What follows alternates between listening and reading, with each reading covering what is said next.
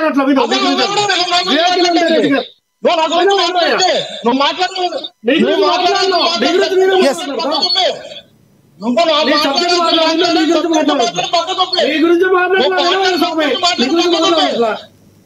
ఇక్కడ ఏమైందంటే వివేకానంద రెడ్డి గారి కేసు ఏమైందండి? సాక్షాత్తు అసెంబ్లీలో పవన్ కళ్యాణ్ గారు మాట్లాడితే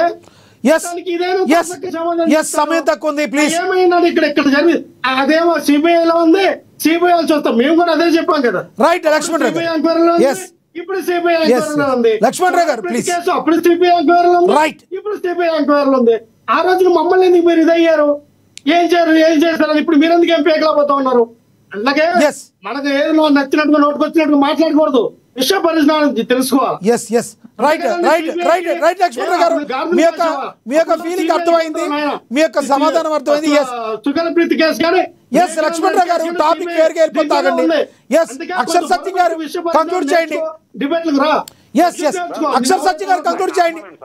అక్షర్ సత్య గారు కంక్లూడ్ చేయండి. 30 seconds ప్లీజ్. సార్ ఇక్కడ తెలుగుదేశం వాళ్ళు రెడ్ బుక్ అవసరం లేదు, వైసీపీ వాళ్ళు డిజిటల్ బుక్ అవసరం లేదు. రేపు పొద్దున్న జనసేన అధికారం వాళ్ళది ఏంటంటారు గ్లాస్ బుక్ అవసరంలే. అసలు సామాన్యుడు పోలీస్ స్టేషన్కి వెళ్ళి కంప్లైంట్ ఇస్తే కంప్లైంట్ తీసుకుని 24 గంటల్లో ఎఫ్ఐఆర్ కాపీ ఇచ్చే పరిస్థితిని నిన్నటి వరకు జగన్మోహన్ రెడ్డి గారు కల్పించరా, లేదు ఇప్పుడు చంద్రబాబు నాయుడు గారు కల్పించరా. రేపు పొద్దున్న జగన్మోహన్ రెడ్డి అధికారంలోకి వస్తే నేను కల్పిస్తాను హామీ ఇచ్చినాక నీకు బుక్లు అవసరం లేదు సార్. కానీ ఈ హామీలు ఇవ్వరేళ్ళం. ఎందుకంటే ఆ గుమ్మాల చుట్టూ తిరగాలి. అక్కడ పోలీస్ స్టేషన్కి వెళ్తే కంప్లైంట్ ఇవ్వకూడదు. వీళ్ళ పార్టీలు వెనకాల చుట్టూ గుమ్మాల చుట్టూ తిరగాలి, ఆధిపత్యం జరగాలి. తర్వాత మరో విషయం, లక్ష్మణ్ రావు గారు బాగా అలవాటు అయిపోయింది అరే ఒరే అనడం పద్ధతి కాదండి. మీరు ఎంత సబ్జెక్ట్ మాట్లాడకపోయినా సహించాలి తప్పించి అరే ఒరే ఏంటండి అనాగరిక భాష. మరో పాయింట్, జగన్మోహన్ రెడ్డి గారు 10 సంవత్సరాలు ఉన్నారు. చంద్రబాబు నాయుడు గారు కూడా అడుగుతాం. ఒక్క నిమిషం సార్, ఇప్పుడు మన లక్ష్మీకాంత్ రెండు క్వశ్చన్లు అడుగుతున్నా. ఇప్పుడు ఈనాడు ఏదో వచ్చిందో ద్వారం మూసేసారా అని. ఏమైంది సార్? ద్వారపూడి చంద్రశేఖర్ రెడ్డి గారు మీ పవన్ కళ్యాణ్ గారు ఫేవరెట్ కాన్స్టిట్యున్సీ పక్కన లిక్కర్కే ఏమైంది సార్? ఢిల్లీలో 100 కోట్లు స్కామ్ జరిగిందనే అక్కడ తిప్పలు పెట్టేశారు. వేల కోట్లు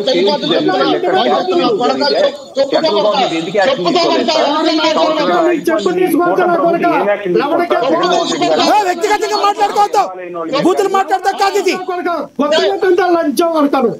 ప్లీజ్ దయచేసి అలా మాట్లాడుకోకండి. మ్యూట్ చేయండి వాళ్ళని. వ్యక్తిగతంగా మాట్లాడుతున్నారు, మ్యూట్ చేయండి వాళ్ళని. లక్ష్మణ్ రావు గారు ఏ భాష మాట్లాడుతున్నారు మీరు?